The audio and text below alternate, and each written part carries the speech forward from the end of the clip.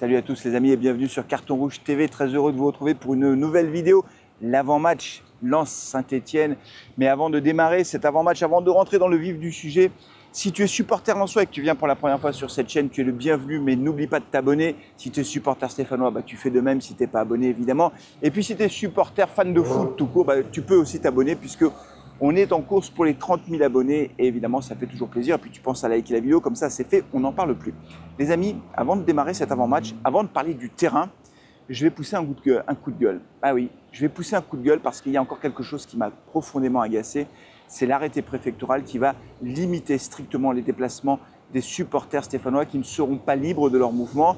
Alors, il y a 1000 supporters stéphanois qui vont faire le déplacement au stade Bollaert et la préfecture n'a rien trouvé de mieux finalement que d'encadrer ce déplacement en interdisant purement et simplement à tous les supporters stéphanois, tous ceux qui se prévalent d'être supporters stéphanois avec une écharpe, etc., de se promener devant le stade, d'aller dans certaines rues. Il y a beaucoup de rues pour lesquelles les déplacements sont interdits. Bref, la préfecture a décidé de gâcher la fête, ni plus ni moins.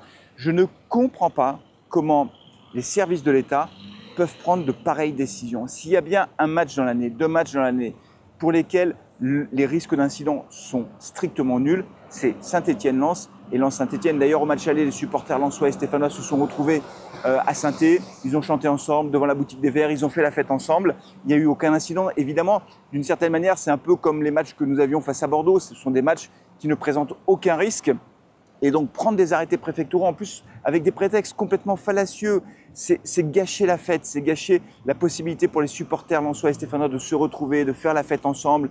Toutes les images qu'on a envie de voir, on ne pourra pas les voir. Tout ça parce qu'il y a les services de l'État, les préfets qui ont voulu, le préfet en tout cas, qui a voulu prendre cet arrêté qui n'a aucun sens en réalité. Voilà. Alors bien sûr, quand il y a des matchs à haut risque, c'est normal de prendre des arrêtés pour faire en sorte d'empêcher les supporters de se rencontrer parce que là, on peut craindre forcément des débordements. Mais là, il n'y a aucun risque. Ceux qui connaissent un peu le foot le savent très bien. Et donc, c'est gâcher la fête. Et après, on s'étonne que les gens ne s'abonnent pas à DAZN pour regarder les matchs. Mais si on fait tout pour décourager les supporters finalement de faire la fête et de se retrouver, après il ne faut pas être étonné d'avoir des conséquences comme celle-ci.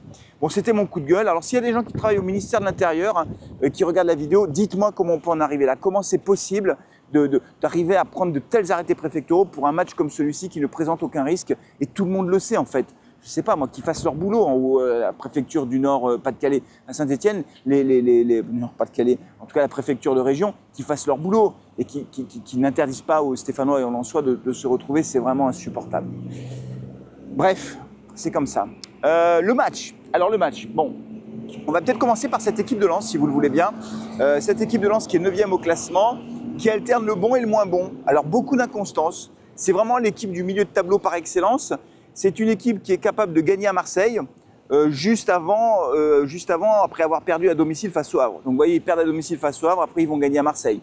La dernière défaite face à Lille, forcément, elle leur a fait mal parce que d'une certaine façon, c'était un peu le match à ne pas perdre pour pouvoir espérer encore jouer une Coupe d'Europe l'année prochaine. Là, ils sont 9e. Pour moi, c'est pas complètement perdu. Je ne sais pas ce que vous en pensez, supporters lensois, si vous regardez cette vidéo, dites-le moi. Est-ce que vous croyez encore à la possibilité de jouer la Coupe d'Europe l'année prochaine? Je crois qu'ils sont à 7 points d'une qualification en Coupe d'Europe. Pour moi, c'est pas complètement perdu. Voilà. Alors évidemment, il faut qu'ils gagnent ce match face à Saint-Etienne.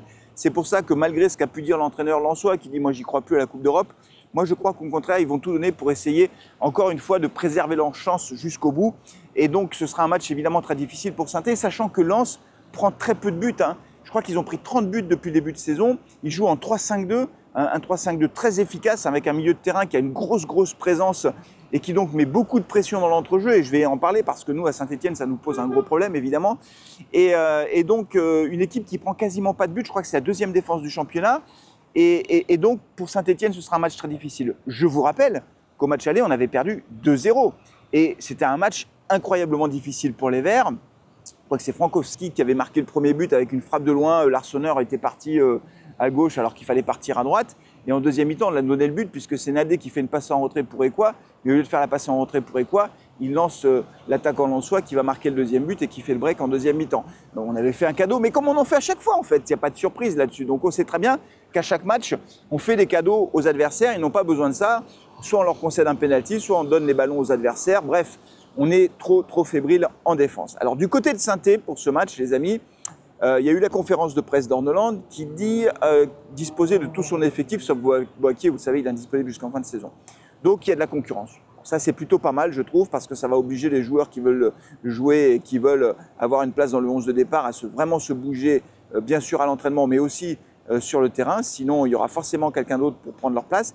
Il y a beaucoup de concurrence au milieu de terrain. Il y a beaucoup de concurrence derrière aussi, potentiellement. En tout cas, il peut y avoir de la concurrence avec le retour de Bernauer, qui pourrait prétendre à une place de titulaire dans la défense centrale. Moi, j'aurais tendance à parier que Bernauer sera titulaire. Dites-moi ce que vous en pensez aussi.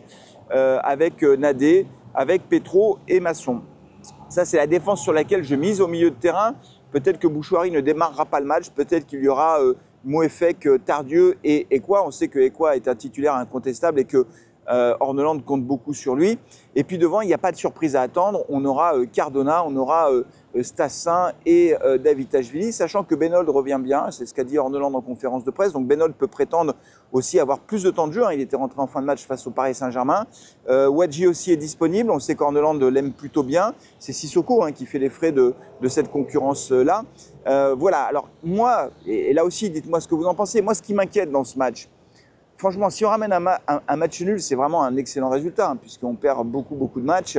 Donc moi, un point du match nul, je le prends tout de suite, sachant qu'on est à un point derrière le Havre, et que donc tous les points sont extrêmement importants. Mais moi, ce qui m'inquiète, si vous voulez, c'est notre système de jeu. C'est notre système de jeu en 4-3-3, avec un jeu à haute intensité, et on voit bien à chaque match que après une bonne demi-heure, nos joueurs s'écroulent. Alors, je ne sais pas si c'est physique, peut-être, mais en tout cas, ils n'ont pas la capacité à tenir 90 minutes avec ce style de jeu-là, hyper intensif, avec un pressing relativement haut. Et donc, les Stéphanois, qu'est-ce qu'ils font? À chaque fois, ils craquent. Et le problème, c'est que, au-delà de notre capacité à tenir sur un style de jeu comme celui-là, le problème, c'est que les ballons reviennent tout le temps dans la surface de réparation. Donc, ce sont des vagues successives. Au match aller, Lens nous a privés de ballon. Je crois qu'ils ont eu 65% de possession de balle. Et on voyait bien, notre milieu de terrain était dépassé. Mais c'est parce qu'on joue en 4-3-3. On le sait, 4-3-3. En face, Lens, ils ont 5 milieux de terrain. Donc nous, on a 3 milieux de terrain, ils en ont 5. Donc ils nous privent de ballon. Donc le ballon, il revient sans cesse dans la surface. Et moi, ce qui m'inquiète, c'est que Orneland ne change jamais de dispositif. À un moment donné, tu marques un but, tu mènes 1-0. Derrière, tu fais le bus. C'est tout. Tu changes de dispositif pour essayer de maintenir ton résultat, mais ça, il ne le fait jamais. Donc, on va partir en 4-3-3, et derrière, qu'est-ce qui va se passer? Moi, je pense qu'on va soit concéder un penalty, soit on aura un carton rouge, soit on fera une grosse erreur, et Lens marquera des buts. Notre problème, c'est qu'on prend des buts à chaque match, et qu'avec ce 4-3-3-là, je pense qu'à Lens, on va prendre des buts. Voilà, c'est ça le problème. Et c'est encore plus vrai parce que Lens joue en 3-5-2, et qu'ils ont un milieu de terrain qui est très bon, et qui a beaucoup d'intensité. Et derrière, si tu as 3 milieux de terrain stéphanois, ils vont être noyés. Et donc, tu vas avoir en permanence le ballon qui va revenir dans la surface, qui va revenir des attaques, des centres, des frappes, des corners, etc. Puis, au bout d'un moment, tu as un Stéphanois qui va toucher un Lensois, ça va faire penalty. Tu en as un autre, il va le tenir par le maillot, ça va faire carton rouge. Et voilà. J'espère me tromper, les amis. Dites-moi ce que vous en pensez. Est-ce que vous aussi, vous voyez les choses comme ça? Moi, voilà. Donnez-moi aussi votre pronostic. Est-ce que vous pensez que les Verts peuvent aller faire un match nul à Lens? C'est pas impossible. On a vu des résultats très surprenants. Reims qui bat Marseille, franchement, qui pouvait miser dessus? Voilà, donc le football est quand même incertain. Après, encore une fois, Lens peut encore croire en ses chances pour une qualification en Coupe d'Europe, donc ils ne lâchent rien. Ils seront à domicile avec leur formidable public derrière, donc ça va pousser du début à la fin.